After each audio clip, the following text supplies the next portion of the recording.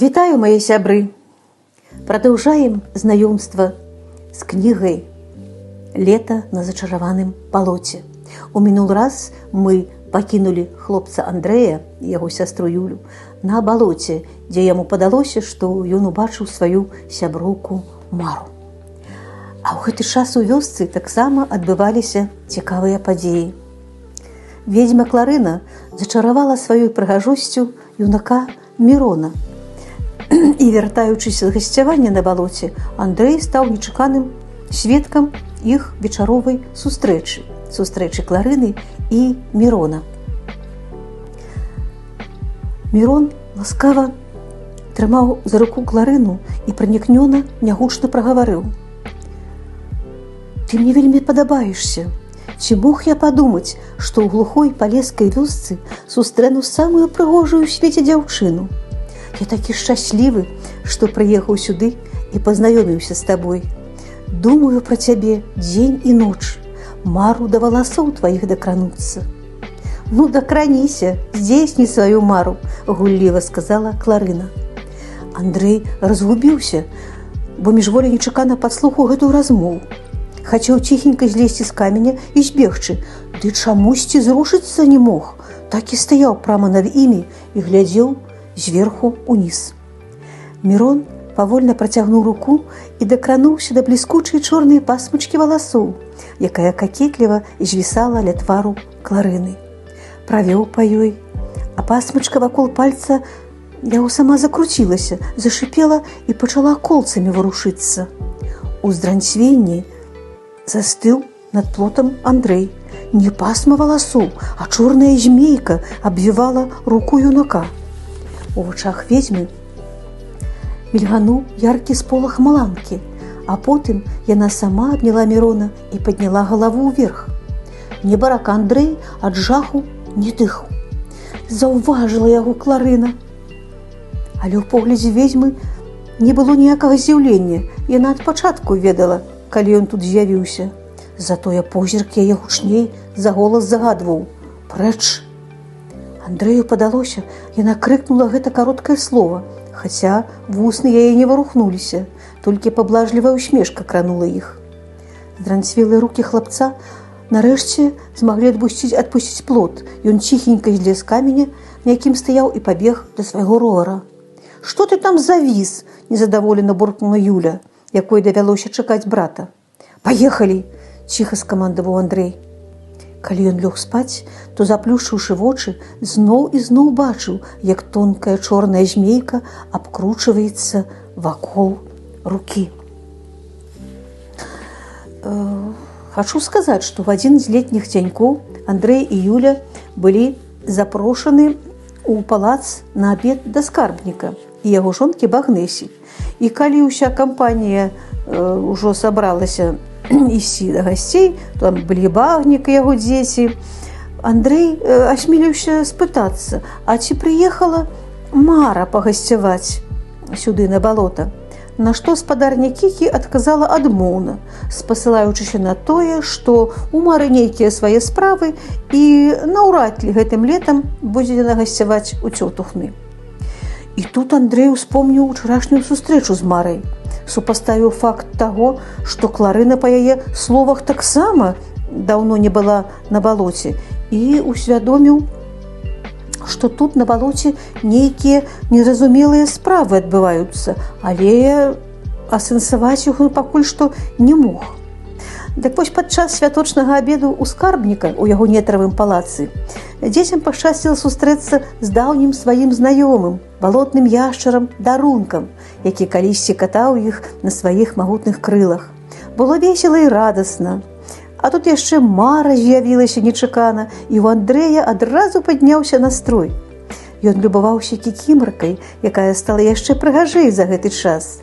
Усе спявалі, танчылі, але дзецям патрэбна было вяртацца дадому, як-ніяк, да дзядулі і да бабулі.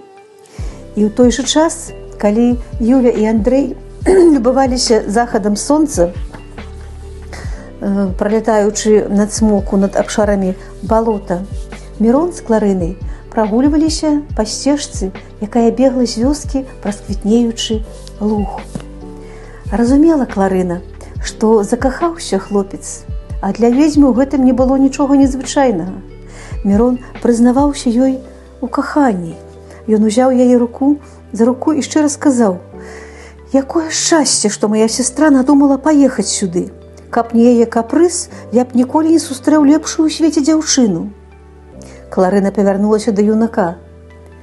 «Ты ж зусім не ведаеш мяне. Хто я, якая я? Можа, я ведзьма з Палескага балота, і мне 1000 гадоў». Мірон усміхнуўся. «А я адчуваю, што асаблівая, і гэта выдатна. Ты мне вельмі падабаешся, ты снішся мне кожную ноч». Мірон наблізіўся да Кларыны і пацалаваў яе.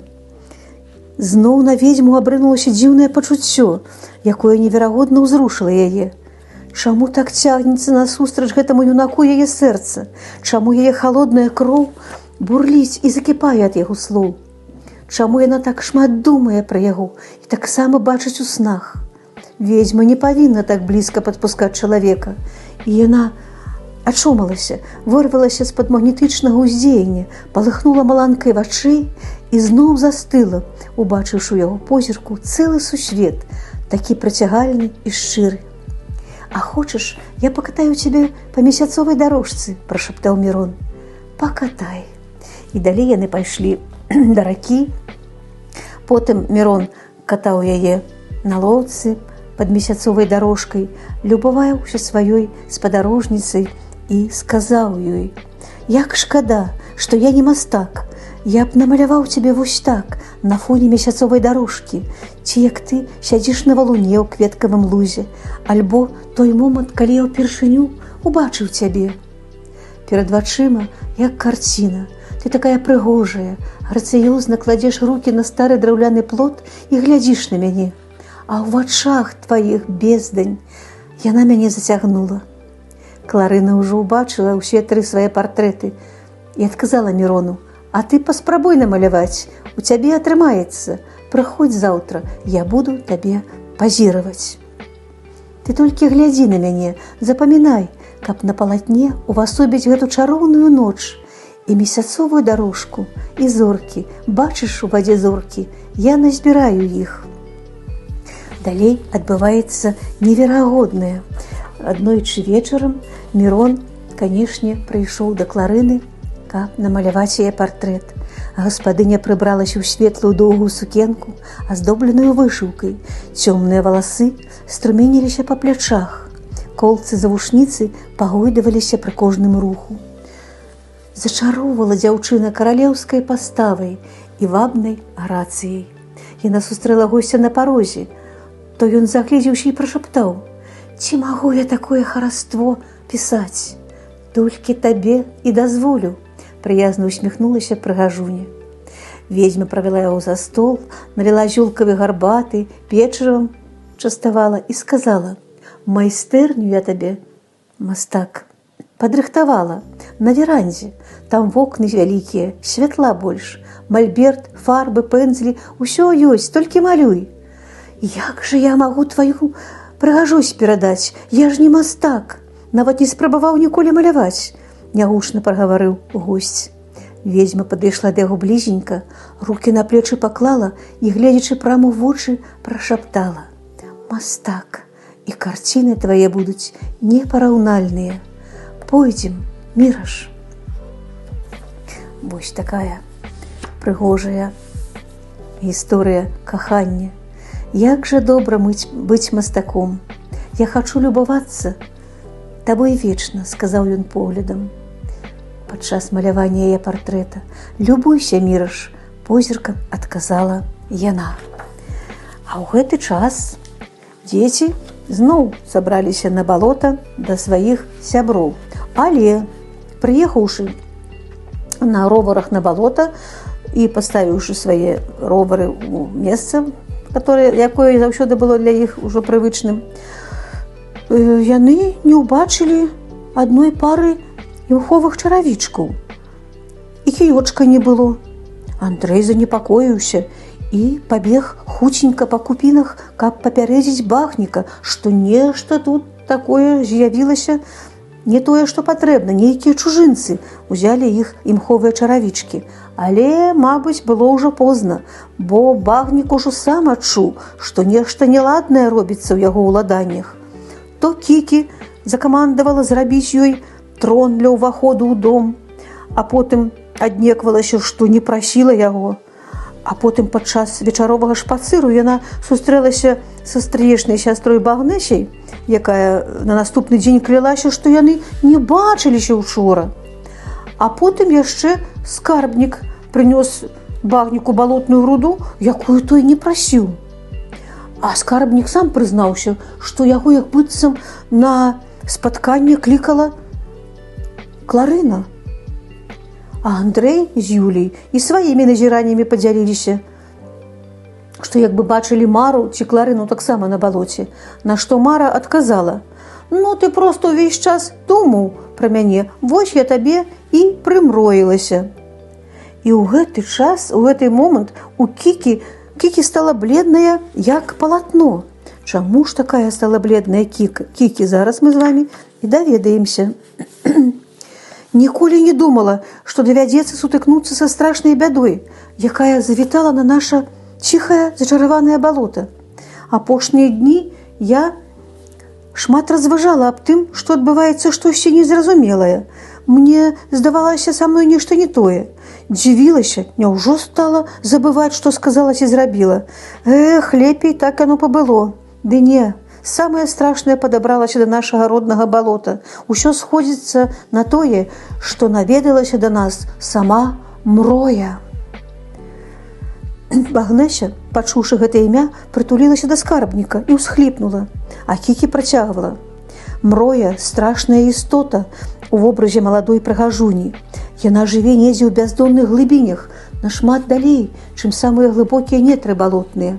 Жыве доўгімі тысячагоддзямі, а часам падымаецца на паверхню і з'яўляецца на абраным ёю балоце. І прыходзіць туды яна па ахвяры. І куды зайшла, адтуль толькі з ахвярамі і сыдзе ў свае цёмныя глыбіні, у нетры пякельныя, іх зацягне. І вяртання адтуль няма нікому. Нам пра гэту істоту ў дзяцінстве апавядалі. Казалі, самае няшчаснае месца на свеце – тое балота, куды яна завітае. Некалі даўно-даўно яна заходзіла ў гэты балотны край, жыла са свету былога гаспадара і ўвесь яго род. І вось яна зноў сюды вярнулася. Асаблівасць Мроі ў тым, што яна ўмее чытаць думкі і пачуцці, і бачыць наскрозь, і гуляе са сваімі ахвярамі, прыцягне ўвагу, напрыклад, гукне, не паказваючыся. Што мы робім, калі нехта нас паклікаў? Спрабуем здагадацца, хто гэта, і ў думках уяўляем знаёмага. А Мроя прачытае думкі і тут жа набывае вобраз таго, каго мы згадалі. Мроіцца, выходзіць, размаўляе, прыглядаецца да ахвяры. А Юля ціха прагаварыла: «Падобна да той балотнай німфы Лімнады, пра якую мы чулі цікавую гісторыю.